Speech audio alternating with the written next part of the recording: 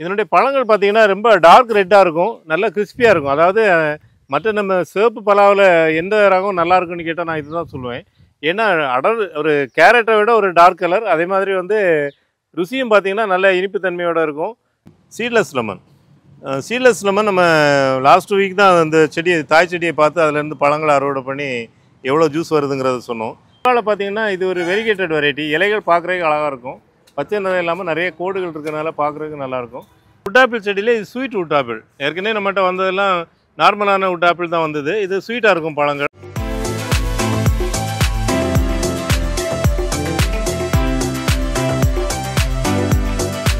வணக்கம். நம்ம Greenland நர்சரிக்கு March மாதம் வந்திருக்க லோடில் என்னென்ன செடிகள் வந்திருக்குங்கிறத பார்க்க போகிறோம். முக்கியமாக நிறைய பழச்செடிகள் வந்திருக்கு. பழச்செடிகள் பார்த்தீங்கன்னா இப்போலாம் பெரிய செடிகள் சின்ன செடிகள் எல்லாமே கலந்து வந்திருக்கு. நம்ம நர்சரியில் அதிகமாக மூவ்மெண்ட் ஆகுறது, மக்கள் வந்து அதிகமாக என்னென்ன செடிகளை விரும்பி வாங்குறாங்களோ அந்த செடிகள் பொதுவாக எப்போவுமே நம்ம லோடில் வருது. அதேமாதிரி பார்த்தீங்கன்னா இப்போ நம்ம அன்லோட் பண்ணிகிட்டு இருக்க செடி பார்த்தீங்கன்னா ரெட் பல்லா. இந்த ரெட் ஜாக் வந்து டேங்க் சூரியாம்பாங்க. இது ஒரு தாய்லாந்து வெரைட்டி. பெரிய செடிகளாக இருக்கும்போது உங்களுக்கு இந்த செடிகள், இந்த மாதிரி செடிகள் வந்து ஒரு வருஷத்துலேயே காய்க்கும். தண்டு நல்லா கனமான செடி, ஒரு 25 கவரில் இருக்குது. இதனுடைய பழங்கள் பார்த்தீங்கன்னா ரொம்ப டார்க் ரெட்டாக இருக்கும், நல்லா கிறிஸ்பியாக இருக்கும். அதாவது மற்ற நம்ம சிவப்பு பலாவில் எந்த ரகம் நல்லா இருக்குன்னு கேட்டால் நான் இதுதான் சொல்லுவேன். ஏன்னா ஒரு கேரட்டை விட ஒரு டார்க் கலர், அதே மாதிரி வந்து ருசியும் பார்த்தீங்கன்னா நல்ல இனிப்பு தன்மையோடு இருக்கும். நல்ல அந்த சுளைகள் வந்து ரொம்ப தடிமனாக இருக்கும். அந்தமாதிரி ஒரு நல்ல வெரைட்டி. இது நமக்கு ஏற்கனவே 21 கவரில் தான் நிறையா வந்துட்டு இருந்தது. இந்த முறை 25 வந்திருக்கு. இந்த பெரிய கவரில் வரும்போது என்னென்னா செடிகள் சீக்கிரமாகவே காய்க்கிற தன்மையோடு இருக்கும். நம்ம நட்டு ஒரு வருஷத்தில் கண்டிப்பாக இது நம்ம அறுவடைக்கு தயாராகிடும். ரெட் பலா பொறுத்த வரைக்கும் கேரளாவில் இப்போ 100 ரூபாய்க்கு மேலே விற்கிது ஒரு பழம், அதாவது அந்த முழு பலாப்பழம். அதே இது மற்ற ரகங்கள் பார்த்தீங்கன்னா 40 ரூபா 30 ரூபா அந்த ரேஞ்சுக்கு தான் நம்ம தமிழ்நாட்டில் பழங்கள் சேல்ஸ் ஆகுது. இதை இப்போ கமர்ஷியலாக நம்ம அறுவடை பண்ணிட்டு இருந்தோம்னா நல்ல விலைக்கு விற்கலாம். நிறைய டிமாண்ட் இருக்குது ரெட் பலாவை பொறுத்த வரைக்கும். அடுத்து நம்ம பார்க்குறது வியட்நாம் பலா. இந்த வியட்நாம் பலாவும் எல்லாமே பெரிய செடிகள், எல்லாமே காய்களோடு இருக்குது. இந்த காய்கள் இருந்தால் கூட நம்ம இந்த காய்களை நான் அலோவ் பண்ண சொல்ல மாட்டேன். ஆக்சுவலாக பார்த்தீங்கன்னா இது எல்லாமே நம்ம நட்டு ஒரு 6 மாதம் அந்த செடி வந்து மண்ணோட டச் ஆகணும். மண்ணோட தொடர்பு ஏற்படுத்திக்கிட்ட பிறகு நம்ம காய்க்கிறதுக்கு ஒரு காயை அலோவ் பண்ணலாம். எல்லாமே பெரிய பெரிய செடிகள் 25 கவரில் இருக்குது. எல்லா செடியிலுமே பிஞ்சு இருக்குது. பாருங்கள், எல்லாமே தண்டு நல்லா ஸ்ட்ராங்காக இருக்குது. ஒரு காய் தாங்குற அளவு ஸ்ட்ராங் இருக்குது. இருந்தால் கூட நம்ம இதை வந்து ஒரு 6 மாதத்துக்கு அப்புறம் தான் நம்ம காய்க்கிறதுக்கு அலோவ் பண்ணணும். இது மாடியில் வளர்க்கலாம், தரையில் வளர்க்கலாம். பலா செடியை பொறுத்த வரைக்கும் நம்ம இந்த வியட்நாம் வேலி பலாவை வந்து நம்ம மாடியில் கூட வளர்க்கலாம். அதாவது முதல்ல ஒரு காய் தான் வரும், அப்புறம் 2 காய் 3 காய் அப்படி அதிகரிக்கும். பலாப்பழத்துக்கு நீ ரசிகர்கள் இருக்கிறவங்க அதை ஒரு அழகு செடியாக கூட பார்க்குறாங்க. அந்த பலாப்பழம் உண்மையிலேயே அப்படி தான். அந்த பலா செடிகளை பார்க்குறதுக்கு ஒரு அழகாக இருக்கும். கொத்து கொத்தாக தொங்கும்போது அதனுடைய அழகு வந்து நமக்கு வேறு எதோடையும் கம்பேர் பண்ண முடியாது. அந்தமாதிரி அதை ரசிக்கிறவங்க வந்து மாடியில் நல்லாவே வளர்க்கலாம் அந்த செடியை. அடுத்து நம்ம பார்க்குறது தைவான் கொய்யா. இந்த தைவான் கொய்யா வந்து எல்லாமே நல்லா பிங்க் கலரில் இருக்கும். உள்ள ப்ளஸ்ஸு விதைகள் கம்மியாக இருக்கும். இப்போது நிறைய பேர் இந்த விதைகள் கம்மியாக இருக்க செடிகளை தான் விரும்புகிறாங்க. ஏன்னா வயசானவங்க முக்கியமாக விதைகள் கம்மியாக இருக்குன்னு நினைக்கிறாங்க. அதேமாதிரி இள வயசுக்காரங்களும் நினைக்கிறாங்க. அந்த விதையை கடிக்கிறதுக்கு ரொம்ப சோம்பேறித்தனம் பண்ணுறாங்க. அதே மாதிரி அது ரொம்ப பல்லுகளில் மாட்டிக்கிறோங்கிற ஒரு பயம் இருக்குது நிறைய பேருக்கு. இந்த தைவான் கொய்யா பொறுத்த வரைக்கும், ஜப்பான் கொய்யா பொறுத்த வரைக்கும் நம்ம அந்த பிரச்சனையை பயப்பட தேவையில்லை. சதைப்பகுதி அதிகமாக இருக்கிறதுனால எல்லாருமே விரும்பி சாப்பிட்ற மாதிரி இருக்கும். அதில் ப்ளஸ் வந்து அதிகமாக இருக்கும், விதைகளோட அளவு கம்மியாக இருக்கும். அதனுடைய சதைப்பகுதி அதிகமாக இருக்கிறதுனால ரொம்ப விரும்பி சாப்பிட்ற மாதிரி இருக்கும். அடுத்து நம்ம பார்க்குறது ஜப்பான் கொய்யா. இந்த ஜப்பான் கொய்யா பொறுத்த வரைக்கும் உங்களுக்கு இலைகள் அதிகம் பெருசாக இருக்கும். இந்த ஜப்பான் கொய்யா பொறுத்த வரைக்கும் இலைகள் அகலமாக இருக்கும், நல்ல நீளம் கம்மியாக இருக்கும். இதனுடைய பழங்கள் ரொம்ப ஸ்வீட்டாக இருக்கும். இப்போ இருக்கக்கூடிய மார்க்கெட்டில் கிடைக்கக்கூடிய பழங்கள்லே கொய்யாவை பொறுத்த வரைக்கும் ரொம்ப இனிப்பான கொய்யானா இதை சொல்லலாம். சதைப்பகுதி அதிகமாக இருக்கும். இதனுடைய பேரை சொல்லும்போதே ரெட் டைமண்ட் சொல்கிறாங்க. அந்தளவு ஒரு முக்கியமான டைமண்ட் அளவுக்கு அதை உயர்வாக சொல்கிறாங்க. ஒரு பழத்தை வந்து டைமண்டோட ஒப்பிடுங்கிறது ஒரு பெரிய ஆச்சரியமான விஷயம் தானே. அந்த மாதிரி இருக்கும். அதுமாதிரி நம்ம காய்க்கிற தன்மையை நம்ம தமிழ்நாட்டை பொறுத்தவரை நல்லாவே காய்க்குது. நம்ம தோட்டத்தில் இப்போ நிறைய பிஞ்சுகள் காய்ச்சிருக்கிறத பார்க்கலாம். அதாவது ஒரு செடியிலே முதல்லாம் வந்து 6-7 காய் தான் இருந்தது. இப்போ 20-25 காய் இருக்குது சராசரியாக. இந்த சீசனில் நமக்கு நிறைய பிஞ்சுகள் இருக்குது. அதாவது காய்க்கிற தன்மைக்கும் சந்தேகம் வேண்டாம். பொதுவாக வெளியூர்லேருந்து செடிகள் வரும்போது நிறைய பேருக்கு ஒரு விவசாயமாக கமர்ஷியலாக பண்ணுறவங்களுக்கு ஒரு பயம் இருக்கும். இது நம்ம ஊரில் கிளைமேட்டில் காய்க்குமாங்கிறது. இந்த ஜப்பான் கொய்யாவும் நமக்கு இப்போ காய்க்குங்கிற நம்பிக்கை ஏற்படுத்துகிற மாதிரி நம்ம தோட்டத்தில் நிறைய பிஞ்சுகள் இருக்குது. அடுத்து நம்ம பார்க்குறது கல்வாழை. இந்த கல்வாழை பார்த்திங்கன்னா இது ஒரு வெரிகேட்டட் வெரைட்டி. இலைகள் பார்க்குறதுக்கு அழகாக இருக்கும், பச்சை நிறம் இல்லாமல் நிறைய கோடுகள் இருக்கிறதுனால பார்க்குறதுக்கு நல்லாயிருக்கும். இது வெயிலையும் வளர்க்கலாம், கொஞ்சம் நிழலான இடத்துலையும் வளர்க்கலாம், நல்லபடியாக வளரும். பக்க கன்றுகள், அதாவது பூ முடிஞ்சவொடனே பக்கத்துலேயே திருப்பி துளிர் வந்து வாழைக்கன்று மாதிரியே வாழை மாதிரியே பக்கத்தில் கன்றுகள் வர்றதுனால ரொம்ப அடர்த்தியாக இருக்கும். ரொம்ப எளிமையான பராமரிப்பு, இயற்கையாக எல்லா இடமே ஒரு அழகை கொடுக்கக்கூடியது. இப்போ இந்த செடிகளை நான் உங்களுக்கு நிறைய செடிகளை நடும்போது எந்த மாதிரி அழகாக இருக்குங்கிறத இந்த வீடியோவில் காமிக்கிறேன். இந்த 4 கலரும் ஒரு இடத்துல நம்ம வச்சோன்னா அவ்வளோ பிரமாதமாக பார்க்குறதுக்கு ரொம்ப பிரமாதமாக இருக்கும். அதுக்கு அடுத்து பார்த்தீங்கன்னா எல்லோ.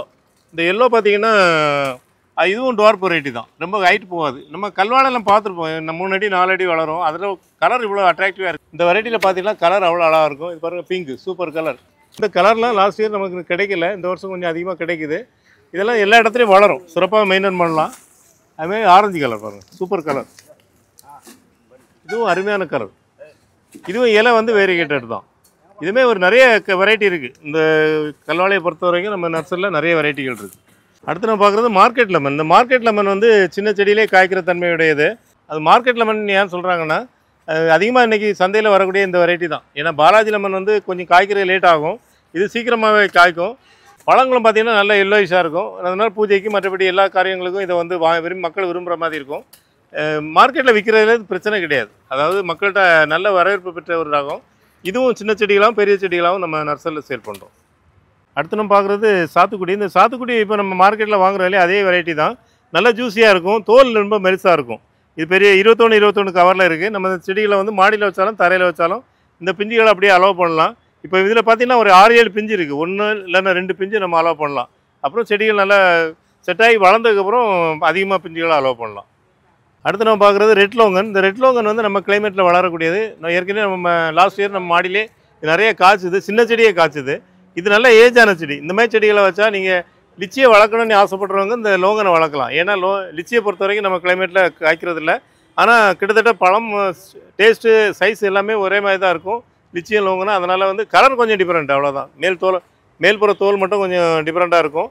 ஆனால் நல்லா காய்க்கும். ஏன்னா நம்ம காய்க்காத ஒரு செடியை வளர்க்குறத விட காய்க்கக்கூடிய செடிகளை வளர்த்து நம்ம சாப்பிட்டா நமக்கு மகிழ்ச்சியாக இருக்கும். அதனால் இந்த லோங்கன் ஒரு சிறந்த செடி, நல்ல ஒரு தேர்வு. இது வந்து மாடியில் வைக்கிறதுனாலும் தரையில் வைக்கிறதுனாலும் நம்ம எக்ஸாட்டிவ் வெரைட்டியில் இந்த லோங்கனை நம்ம வளர்க்கலாம். அது நம்ம பார்க்குறது நித்திய கல்யாணி. இந்த நித்திய கல்யாணி ஹைப்ரிட் வெரைட்டி. இதில் சாதா வெரைட்டியில் பார்த்தீங்கன்னா 2 கலர் தான் வரும். இதில் ஏகப்பட்ட கலர் வருது. எல்லாமே கலர் ஒன்று ஒரு வித்தியாசமான ஷேடு. அப்போ பார்த்தீங்கன்னா இப்போ முன்னே வந்ததை விட நிறைய கலர் புதுசாக இந்த முறை வந்திருக்கு. கிட்டத்தட்ட ஒரு 6-7 கலர் இருக்குது. ரொம்ப அட்ராக்டிவானது. ரொம்ப தண்ணி விடக்கூடாது, இதை மெயின்டைன் பண்ணுறது.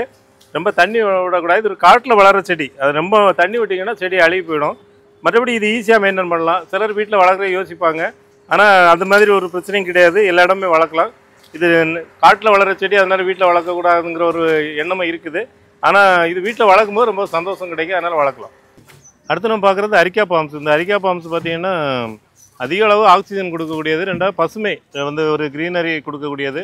அதுமாதிரி ஓரளவு செமி சைட்லேயும் வளர்க்கலாம், நல்ல அவுட்டோர்லேயும் வளர்க்கலாம். நல்ல வெயிலான இடங்களில் வளர்த்தா கூட நம்ம ஒரு ஹைட்டு பார்த்திங்கன்னா ஒரு 8 அடி 10 அடி கூட வளரக்கூடிய தன்மையுடையது. ஒரு ப்ரைவேசிக்காக கூட இதை வளர்க்கலாம். நிறைய இடங்களில் அந்த மாதிரி கூட வளர்ப்பாங்க. ஒரு வால் பக்கத்தில் வச்சோன்னா அந்த வாலே தெரியாத அளவு ஒரு க்ரீனரி கொடுக்கும். அந்த மாதிரி ஒரு நல்ல ஒரு வெரைட்டி. இதுவும் ஒரு 3 அடி செடியும் வந்திருக்கு, 5 அடி உயரத்தில் உள்ள செடிகளும் வந்திருக்கு. அடுத்து நம்ம பார்க்குறது பன்னீர் புஷ்பம் செடி. இந்த பன்னீர் புஷ்பம் பார்த்திங்கன்னா திருச்செந்தூர் முருகன் கோயிலில் இந்த இலைகளை தான் நம்ம விபூதி மடக்கிறதுக்கு பயன்படுத்துகிறாங்க. பூவும் ரொம்ப மணமானது. இது நிறைய அழகுக்காகவும் மணத்துக்காகவுமே வீடுகளில் வளர்ப்பாங்க. இதனுடைய சென்னையிலலாம் பார்த்திங்கன்னா நிறைய வீடுகளில் பார்த்துருக்கேன். பெரிய ஒரு 7 அடி 8 அடி மரங்கள் கூட இருக்கும். இந்த மாடி தோட்டத்தை பொறுத்த வரைக்கும் தொட்டிலையும் கூட வளர்க்கலாம். ரொம்ப எளிமையான பராமரிப்பு உள்ள ஒரு செடி தான் இதுவும். அடுத்து நம்ம பார்க்குறது மணிலா டென்னிஸ் பால் செடி. இது வந்து ஒரு இனிப்பான பழங்களை கொடுக்கக்கூடியது. செரி வெரைட்டி நிறைய கேட்குறாங்க இல்லையா, அதாவது எக்ஸாட்டிவ் வெரைட்டியில் செரியில் நல்லா இனிக்கிற வெரைட்டி எதுன்னு கேட்பாங்க. அந்த மாதிரி விரும்புகிறவங்க இதை ஒட்டு செடி தான், மாடியில் வளர்க்கலாம் தரையில் வளர்க்கலாம். பாருங்கள், ஒட்டு செடி தான், ரொம்ப எளிமையான பராமரிப்பு. ஒரு காட்டு செடி மாரி தான். இதுக்கு தனியாக அதுக்கு உரம் போடணும், பூச்சி மருந்து போடணுங்கிற ஒரு முக்கியமான விஷயம்லாம் கிடையாது, எளிமையான பராமரிப்பு. அடுத்து நம்ம பார்க்குறது மிராக்கிள் ஃப்ரூட் செடி. இந்த மிராக்கிள் பார்த்திங்கன்னா ஒரு அதிசய பழம்னு சொல்லுவாங்க. இதை இந்த பழத்தை வந்து சாப்பிட்டுட்டு நம்ம புளிப்பான எந்த பழங்களை சாப்பிட்டாலும் ரொம்ப இனிப்பாகவே இருக்கும். இது வந்து ஒரு டைமில் ரொம்ப விலை ஜாஸ்தியாக இருந்தது. இப்போலாம் விலைகள் இப்போ கம்மியாக இருக்குது. சின்ன செடிகளாகவே நம்ம பெரிய செடிகளாகவும் ஒரு 6 அடி செடிகள் கூட நம்ம நர்சரியில் சேல் பண்ணுறோம். இந்த சின்ன செடியிலே பூக்கள் வந்திருக்க கூட நீங்கள் பார்க்கலாம். அடுத்து நம்ம பார்க்குறது உட் ஆப்பிள் செடி. உட் ஆப்பிள் செடியிலே இது ஸ்வீட் உட் ஆப்பிள். ஏற்கனவே நம்மகிட்ட வந்ததெல்லாம் நார்மலான உட் ஆப்பிள் தான் வந்தது. இது ஸ்வீட்டாக இருக்கும் பழங்கள் பார்த்திங்கன்னா. ஏன்னா நம்ம மற்ற உட் ஆப்பிள் சாப்பிடும்போது கொஞ்சம் சால்ட்டு சேர்த்து சாப்பிடுவாங்க. இது டைரெக்டாகவே சாப்பிடலாம். அந்தளவு இனிப்பு சுவையுடைய ஒரு ஒட்டாப்பிள். இதுவும் ஒட்டு செடி தான். ஒட்டு செடிங்கிறதுனால நம்ம சீக்கிரமே பலன் கொடுக்கும். மாடிலையும் இல்லை குரோ பேக்கில் கூட நம்ம வளர்க்க முடியும். ரொம்ப எளிமையான பராமரிப்பு உள்ள ஒரு செடி.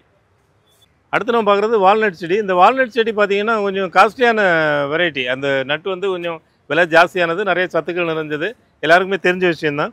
இது லேயரிங் செடி, அதனால் எல்லா கிளைமேட்லேயும் வளர்ந்து காய்க்கிற மாதிரி ஒரு ரகம். இதை நம்ம எளிமையான முறையில் பராமரிக்க முடியும். அடுத்து நம்ம பார்க்குறது தாய்லாந்து மேங்கோ. இந்த தாய்லாந்து மேங்கோ நிறைய வீடியோவில் சொல்லியிருக்கிறோம். நம்ம எப்போவுமே நமக்கு இந்த ரோடில் வருது. ஆல் சீசன் மேங்கோன்னு சொல்லலாம். எப்போவுமே காய்க்கும். ஆரம்பத்தில் பார்த்தீங்கன்னா 200-250 கிராம் வெயிட் வரும். நிறைய கொத்து கொத்தாக காய்க்கக்கூடிய தன்மையுடையது. மாடியில் எளிமையாக பராமரிக்கலாம். மாடிக்கு ஏற்ற ரகம்னு பார்த்தீங்கன்னா இதுக்கு இந்த ரகத்தை சொல்லலாம். ஏன்னா பெரிய அளவில் ப்ரூனிங் கூட பண்ணணும்னு தேவையில்லை. அதுவே தானாகவே மெதுவாக தான் வளரும். ஒரு போன்சாய் மாதிரி வளரக்கூடிய தன்மையுடையது. அடுத்து நம்ம பார்க்குறது சிவப்பு இலந்தை. இதனுடைய பழங்கள் சிவப்பு கலரில் இருக்கும். பழங்களும் நல்ல பெருசாக இருக்கும், நல்ல சுவையாக இருக்கும். இது வந்து யூடியூப்பில் பார்க்கும்போது ரொம்ப ரெட்டிஷாக பார்த்துருப்பீங்க. நம்ம இதுலேயும் ரெட்டாக வரக்கூடியது தான். இதனுடைய தண்டு பார்த்தீங்கன்னா நம்ம க்ரீன் இலந்தையை விட இது சிவப்பாக இருக்குது பாருங்கள். இலைகளும் பேக்கில் பார்த்திங்கன்னா கொஞ்சம் ரெட்டிஷ் கலரில் தான் வருது. இது எல்லாமே பட்டிங் செடி. பொதுவாக இந்த இலந்தையை பொறுத்த வரைக்கும் பராமரிக்கிறதுக்கு இந்த பட்டிங் கிளை ஈஸியாக நிறைய துளுக்கும். அப்படி துளுக்க விட்டோன்னா அந்த செடி ட்ரை ஆகிறது கூட வாய்ப்பு உண்டு. அதை மட்டும் கரெக்டாக வாட்ச் பண்ணிக்கணும். அதுமாதிரி கரெக்டாக வாட்ச் பண்ணணும்னா நீங்கள் எப்போவுமே ஒட்டு பகுதி மேலே தெரிகிற மாதிரி பராமரிச்சுட்டு வந்தீங்கன்னா அது வந்து பட்செடி மட்டும் தான் வளருதா இல்லை தண்டு பகுதியிலேருந்து வளருதாங்கிறத நம்ம கண்டுபிடிக்க முடியும். அடுத்து நம்ம பார்க்குறது வில்வம். வில்வத்தில் இது மகா வில்வம். அதாவது ரொம்ப ரேரான ஒரு வெரைட்டி. சாதா வில்வத்தோடு இது நிறைய மக்கள் விரும்பி கேட்கக்கூடிய ஒரு வெரைட்டி. இதுவும் ஒட்டு செடிகளாக வந்திருக்கு. அதாவது இந்த ஒட்டு எதுக்காக பண்ணியிருக்காங்கன்னா நிறைய உற்பத்தி பண்ணுறதுக்காக, எளிய முறையில் உற்பத்தி பண்ணணும்னா ஒட்டு செடிகள் மூலம் பரவலாக்க முடியும். அதுக்காக பண்ணியிருக்காங்க. பாருங்கள், இது நாட்டு செடி, நாட்டு வில்வம் வந்து கீழே இருந்து வருது. நம்ம அதை ரிமூவ் பண்ணிடலாம். அதேமாரி 2 சைஸ் கவரில் இருக்குது. இது 8க்கு 10 கவரு, பெரிய கவரில் 13 கவரில் கூட இருக்குது. இது பெரிய செடி. இதுமாதிரி பெரிய வில்வம் கூட இருக்குது. இதெல்லாம் ஏஜான செடி. இந்த பாருங்கள், வந்து ஒட்டு எவ்வளோ ஜாயிண்ட் ஆகி எத்தனை வருஷம் ஆனான்னு செடின்னு பாருங்கள். இது ஈஸியாக டெவலப் பண்ணுறதுக்காக இந்த மாதிரி பண்ணுறாங்க. நம்ம கட்டிங்ஸ்லாம் போட்டால் இது ஈஸியாக வரதில்லை. அதனால் ஒட்டு சேர்த்து பண்ணியிருக்காங்க. அடுத்து நம்ம பார்க்குறது சீட்லெஸ் லெமன். சீட்லெஸ் லெமன் நம்ம லாஸ்ட் வீக் தான் அந்த செடியை, தாய் செடியை பார்த்து அதிலேருந்து பழங்களை அறுவடை பண்ணி எவ்வளோ ஜூஸ் வருதுங்கிறத சொன்னோம். ஏன் சொல்கிறேன்னா இது கொஞ்சம் பெருசாக இருக்கிறதுனாலையும் கொத்து கொத்தாக காய்க்கிறதுனாலையும் மக்களுக்கு பொதுவாகவே ரொம்ப ஈஸியாக கிடச்சுன்னா அதனுடைய யூசேஜ் புரியாது. ஆனால் வந்து இதுவும் ஜூஸாகவும் பயன்படுத்தலாம். லெமன் ஜூஸ் மாதிரி நம்ம அதுக்கும் பயன்படுத்தலாம். அதுமாதிரி பிக்கிளுக்கும் பயன்படுத்தலாம். கொத்து கொத்தாக காய்க்கிற தன்மையுடையது. நம்ம தாய்லாந்து எலுமிச்சை காமிச்சோம் இல்லையா, அதே மாதிரியே நிறைய கொத்து கொத்தாக காய்க்கும். ஜூஸும் நிறையாவே இருக்கும். 2 பர்பஸுமே யூஸ் பண்ணலாம். மாடியிலையும் வளர்க்கலாம், தரையிலையும் வளர்க்கலாம். இப்போ பொதுவாக நம்ம எலுமிச்சை எல்லாம் வந்து தரையில் இல்லை மாடியில் வளர்க்கும்போது ஸ்லோவாக வளருதுன்னு சொல்லுவோம். இது ஃபாஸ்ட்டாகவே வளரும். பூச்சி நோய் தொந்தரவும் இதில் ரொம்ப இருக்காது.